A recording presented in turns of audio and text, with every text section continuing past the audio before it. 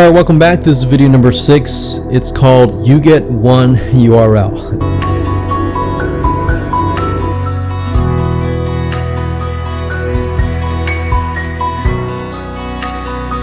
So that's the reality is with Instagram, you get one URL, meaning one place to add your blog, your website, or your offer. It's not like Facebook where you can create a post every single time and put a URL directly to your offer.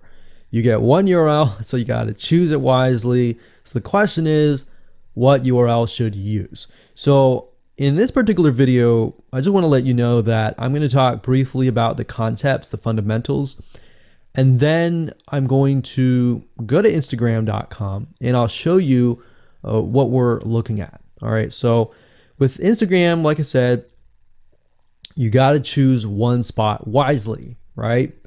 Now, the secret here is because you're trying to build your brand and your lifestyle, the ideal place to direct them to is just your website, which could be your WordPress site.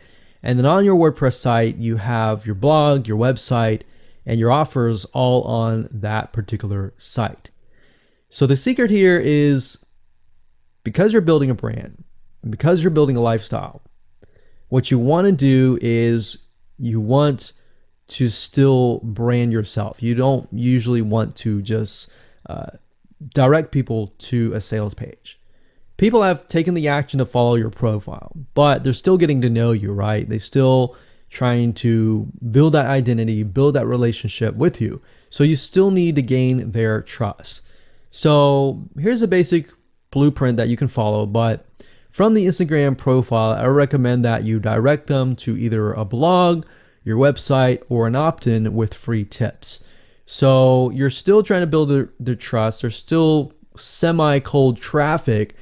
If you send them to a blog with more content, more free information, then that's going to gain their trust. They're more likely to want more, right? Or if your brand, you can send them directly to your website and they can buy the products.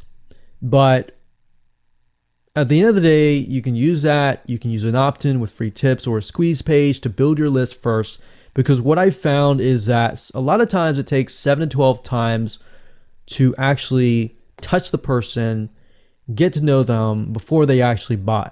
So what I mean by touching or touch points means emails. So it could be 7 to 12 different emails after they sign up for a freebie. And you can email them using an autoresponder like getresponse.com or aweber.com and just build that relationship through your email autoresponder system. And then once you've built that relationship on a more personal, deeper level, then you can begin to sell things. So we don't advise you to put a URL there where you're selling a product straight.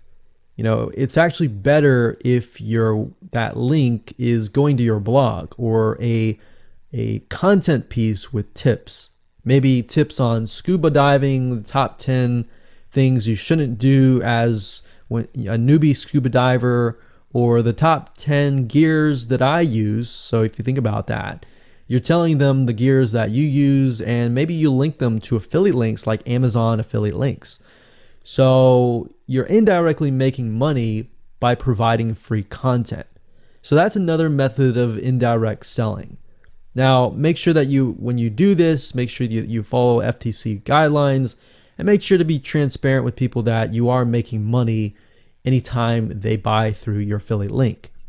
By doing this, your goal is to gain their trust and create a true fan that loves you so much they spend at least 10 to 15 minutes per day following you, seeing, what's happening in your life, looking at the good times, the bad times, basically the life of your brand.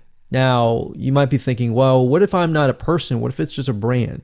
Well, same thing. You can show the lifestyle of the brand, what the brand is doing, what the brand is going to do, like upcoming sneak peek previews of what the brand is doing. Because Instagram, if you notice, is a lot about curiosity, a lot about sneak peek previews. So that's the end goal. So what I want to do now is just hop on over to Instagram.com and let's talk about what we just talked about. All right, so Instagram is a mobile app, so I can't show you a ton, but I can show you at least a few things. But if you go to Instagram.com/Instagram, you'll be able to find the search bar. If you go straight to Instagram.com, then you'll be met with a screen that says you'll need to download the app. But as you can see here, you get one URL, and the one URL is going to be located basically at the top inside your description. So if you notice, if I take a look at some of these images, let's say this one here, you'll see that it has a lot of text. You got hashtags, so you could use hashtags as a means to direct people to a certain place, but you can't really enter a URL in here.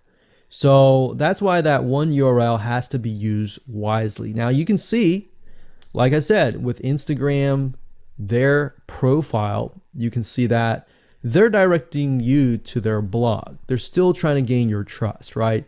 So they've not directed you to a certain product, but of course that's Instagram. So they could direct you to Instagram.com, but for whatever reason they chose to direct you to a blog. But let's go up the top here and let's type in scuba diving. And let's just choose this one here. So as you can see, this guy has 696 posts, 117,000 followers, and he is linking right here. So let's see what he's linking to. So scubadiving.com/. So obviously this person doesn't own scubadiving.com. It's a photographer spotlight. So it looks like they're linking here to show you that, hey, I am really a scuba diver. But what she could be doing is, if they wanted to monetize he or Beth Watson here, she could be directing people to a blog that showcases scuba diving and all that. Now, she's more into photography, so she's probably going to attract people who are in photography. So it's not really going to be scuba diving equipment, but rather people are probably going to want to know, hey, what camera are you using? What equipment are you using? What scuba diving equipment are you using? And all that for the purposes of photography. So you see how in this example, it may not be necessarily she's selling scuba diving equipment, but rather than she's attracting a specific type of mindset. So you have to get an idea, like, who are you attracting? So in this case, scuba divers who love photography. This person obviously does not have a URL, so he's losing out on, making income, and that's probably not the reason why he's on here. But as you can see here, camping tent, 44,000 followers. He could be redirecting people to a blog, or you could also do a Shopify store. But a blog would be better because then you're still basically building trust, and you can send them from the blog to a lead capture page where they can get freebies and all that and build your list. So what I found over the years as far as making money goes, building a list is key. If you don't have their name and their email address, or just their email address, then you're going to lose them and they're going to forget about you and all that. So that's why having a URL is so crucial. But those are just some examples of what you can do. You don't have to follow this step by step, but if it makes sense for you just to put a Shopify store, just do a Shopify store. Just don't think too much about it. But these are just some examples of what you can do with the one URL.